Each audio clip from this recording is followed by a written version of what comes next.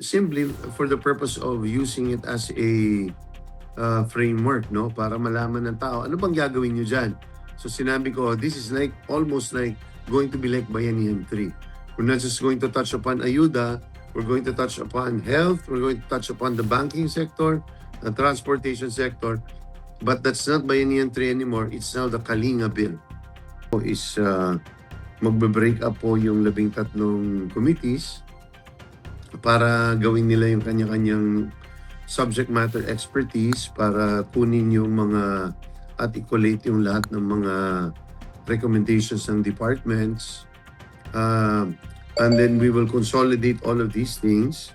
So obviously the most active members committees will be the Committee on Agri, the Committee on Transport, the Committee on Social Services, the Committee on Energy, the Committee on Labor, Committee on Overseas Filipino Workers, the Committee on Information Communication Technology. I hope I didn't really miss out, but just off the bat, yun po yung mga magiging pinaka-active.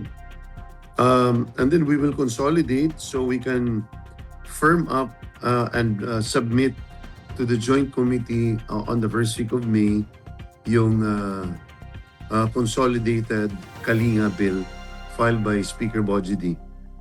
And then we will start consolidating by the last few days of April and then present it to the Joint Committee formally.